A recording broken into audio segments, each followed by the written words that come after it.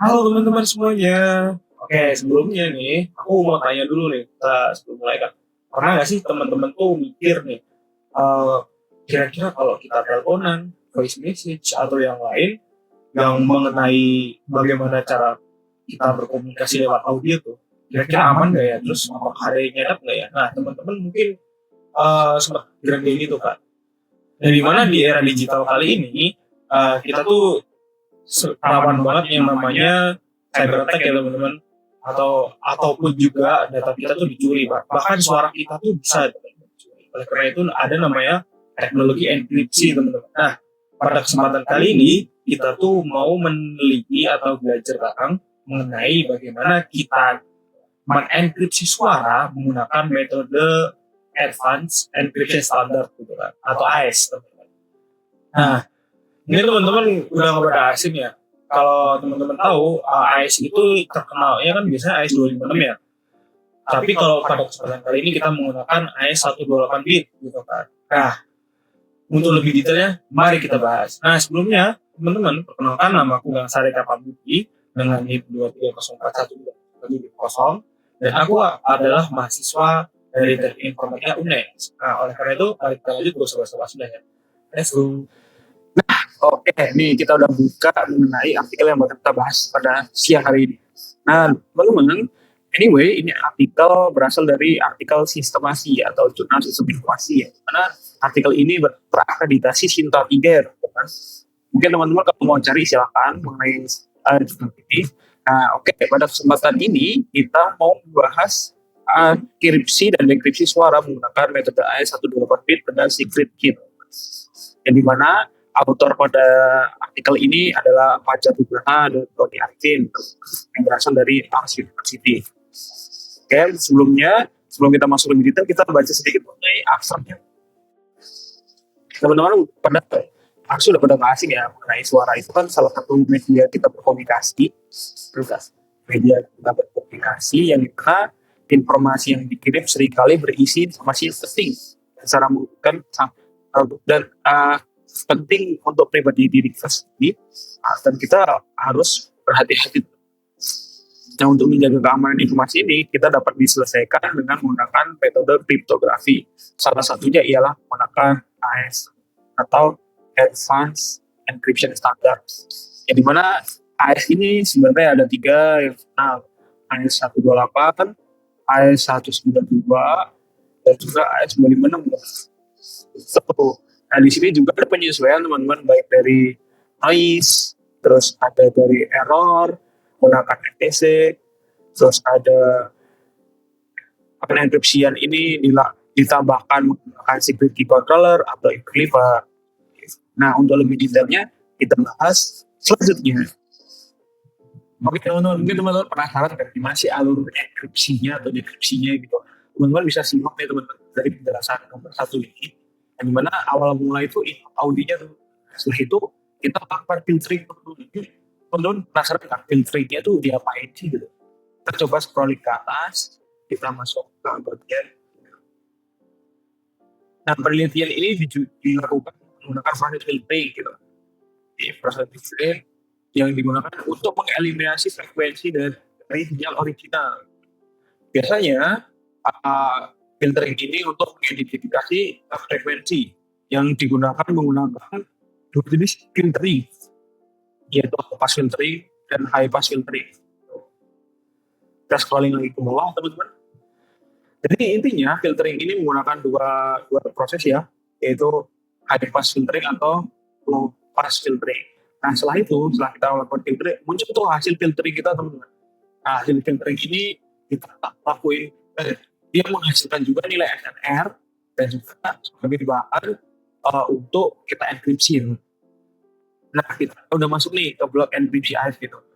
Jadi buat blok enkripsi AES ini kita membagi audio nih, audionya ke blok-blok tertentu gitu kan. Yang dimana kita bakal masukin blok-blok audio itu untuk kita lakukan enkripsinya loh. Dan juga kita generate secret key gitu. Misalnya nih, aku cinta kamu, aku sayang kamu, misalnya seperti itu. Dan selanjutnya ada juga nih, selanjutnya tuh waktu enkripsinya santai. Dimana ketika enkripsi selesai muncul tuh satu eksekusi waktunya berupa satuan waktu gitu kan. dan juga ada secret key dan juga ada audio hasil enkripsi. Seperti itu teman-teman.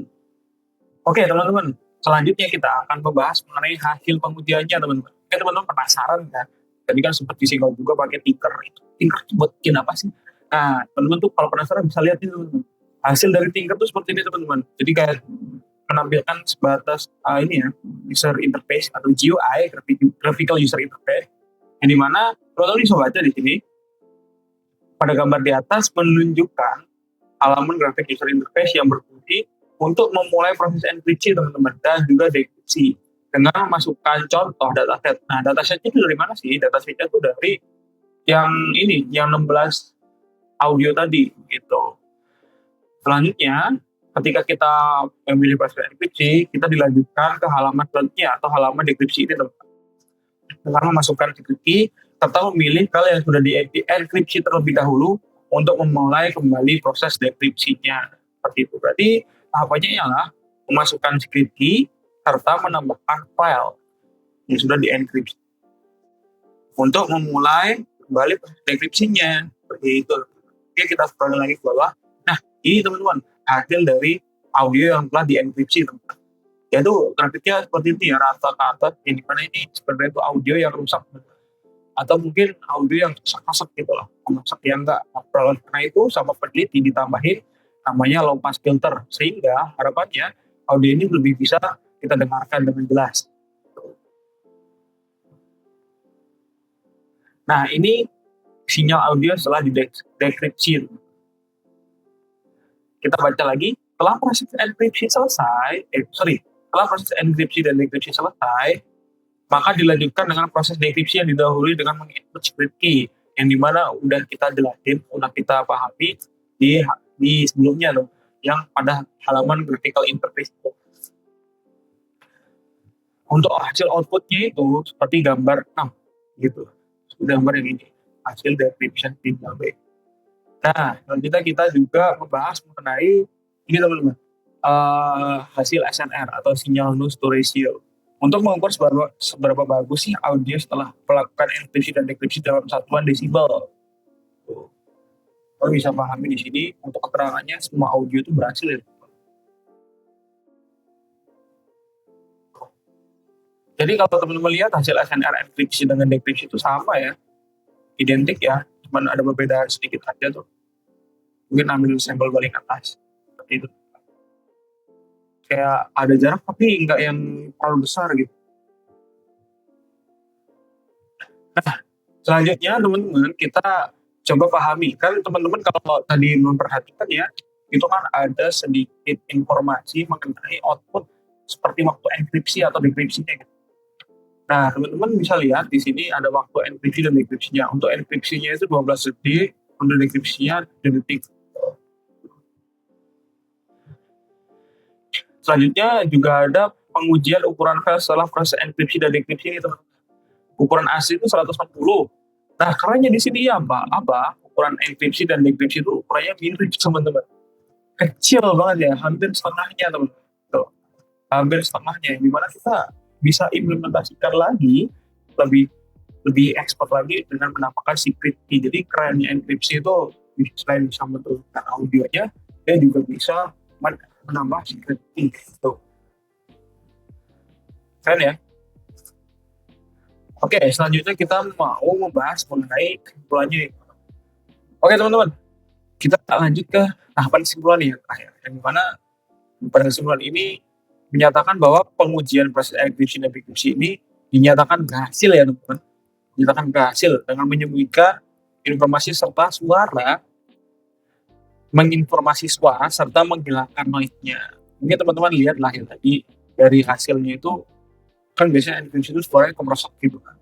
Nah, setelah dikasih filtering dan sebagainya, dia tuh benar-benar bisa lebih kayak pakai lah.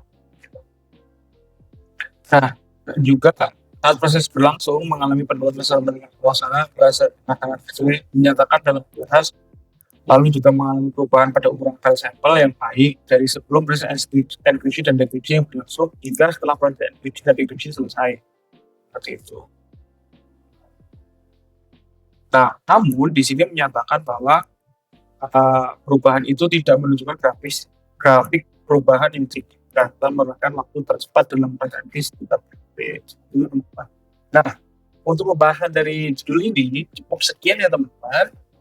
Intinya pada proses ini teman-teman, dari judul ini dinyatakan bahwa hasil penelitian ini berhasil dan memberikan manfaat gitu. Karena itu aku ini pamit, bye bye.